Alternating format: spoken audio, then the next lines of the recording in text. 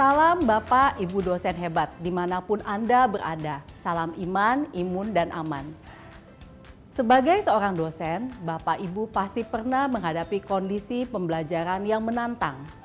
Dalam menghadapi hal ini, kondisi sosial emosional guru sangat mempengaruhi proses pembelajaran. Bagaimana kita dapat memahami kondisi sosial emosional guru, siswa, dan dapat menciptakan ruang belajar yang menyenangkan? Pada mata kuliah ini, mahasiswa akan mendapatkan materi 5 kompetensi sosial emosional berdasar kerangka Collaborative for Academic, Social, and Emotional Learning atau CASEL, beserta definisi, faktor yang mempengaruhinya, dan dampaknya bagi diri sendiri dan bagi lingkungan pembelajaran. Mata kuliah pembelajaran sosial emosional akan berlangsung dalam 14 kali pertemuan dan 2 kali ujian. Mata kuliah ini memiliki bobot 3 SKS yang akan membahas 5 topik utama pada kegiatan perkuliahannya.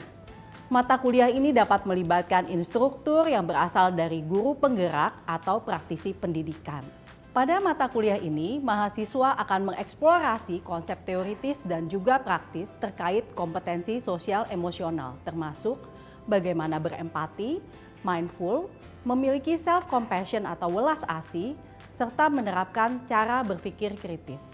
Dengan memahami dan menerapkan keterampilan sosial emosional, mahasiswa dapat menciptakan lingkungan pembelajaran yang menyenangkan, mampu memotivasi peserta didik, menjadi agen perubahan yang menjadi teladan bagi peserta didik. Dengan mengikuti mata kuliah pembelajaran sosial emosional, mahasiswa mendapatkan materi sebagai berikut.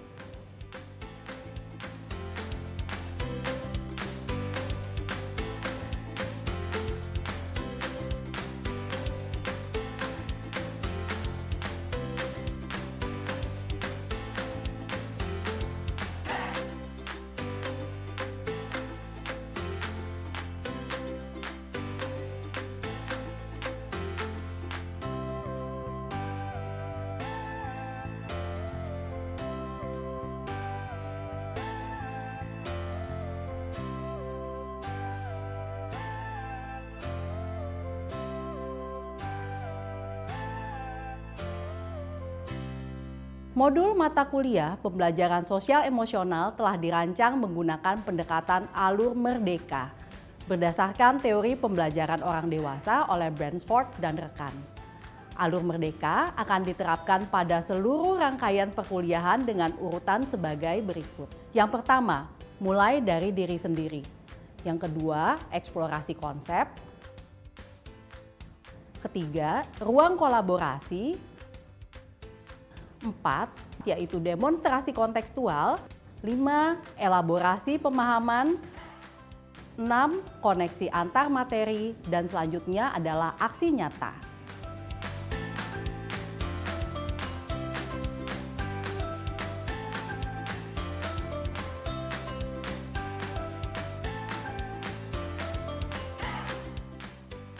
Bagaimana implementasi alur merdeka pada kegiatan perkuliahan?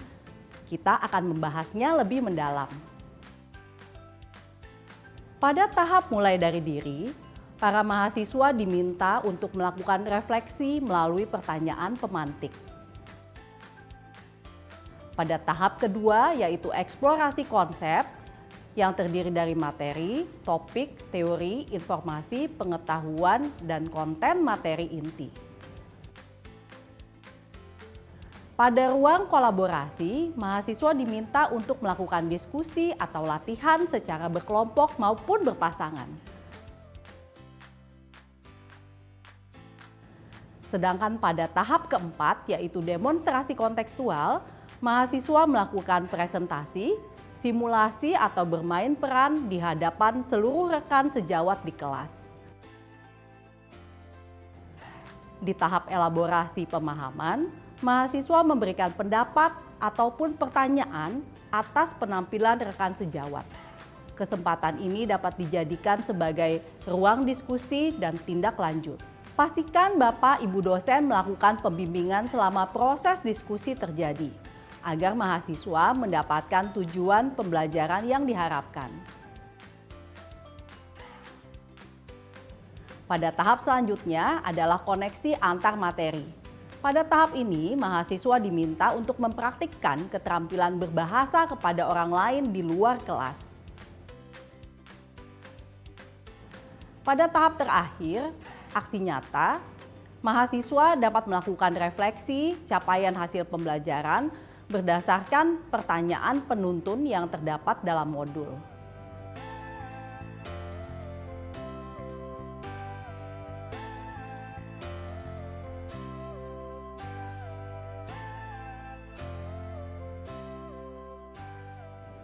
Setelah kita mengetahui rancangan alur Merdeka pada mata kuliah pembelajaran sosial emosional, selanjutnya saya akan menguraikan materi yang akan mahasiswa dapatkan pada mata kuliah ini. Yang pertama adalah pengenalan CASEL, yaitu Collaborative for Academic, Social, and Emotional Learning. Dilanjutkan dengan materi bagaimana peran guru dalam penerapan CASEL, Experiential Learning untuk pembelajaran sosial emosional, dan yang terakhir adalah School Well-being. Pada materi Collaborative for Academic, Social, and Emotional Learning, mahasiswa akan memperdalam pengetahuan mengenai bagaimana pentingnya kompetensi sosial emosional dalam ruang lingkup pendidikan, yakni kompetensi sosial emosional dan indikator kompetensi sosial emosional.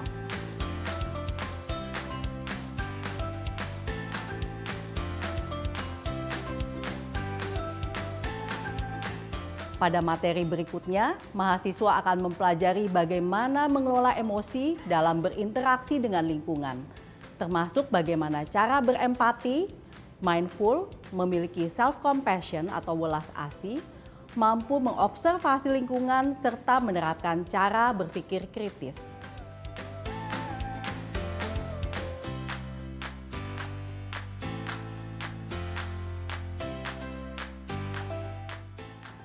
Pada materi Experiential Learning, mahasiswa mempelajari bagaimana menciptakan suasana belajar yang menyenangkan dan bagaimana melakukan observasi terhadap siswanya untuk melihat pendekatan apa yang tepat dalam pengajaran.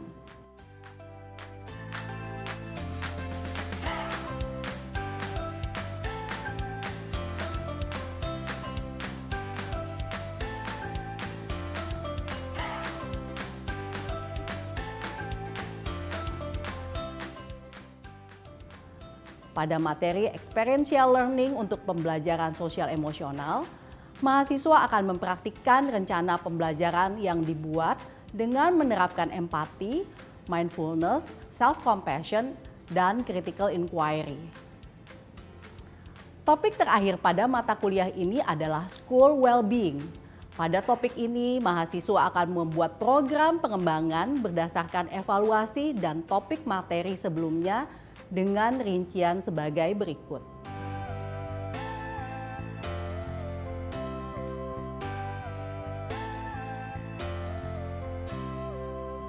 Dengan materi ini, diharapkan bahwa guru dapat memahami kondisi sosial emosional diri sendiri, siswa, dan dapat menciptakan ruang belajar yang menyenangkan. Bapak Ibu dosen, kegiatan pembelajaran dalam mata kuliah ini terdiri dari tatap muka, tugas terstruktur, dan tugas mandiri. Mahasiswa dapat menggunakan beragam metode seperti observasi di sekolah, analisis kasus secara individu atau kelompok, serta praktik membuat rencana dan program pengembangan. Penilaian terhadap mahasiswa dilakukan dengan presentasi kasus, partisipasi dan keterlibatan, jurnal refleksi, dan proyek. Demikian perjumpaan kita kali ini Bapak Ibu dosen hebat. Semoga dengan materi yang diberikan pada mata kuliah ini, mahasiswa dapat menjadi guru yang memotivasi peserta didik dan mampu menciptakan lingkungan pembelajaran yang menyenangkan. Mari bersama-sama bergerak menuju guru profesional dalam mewujudkan Merdeka Belajar.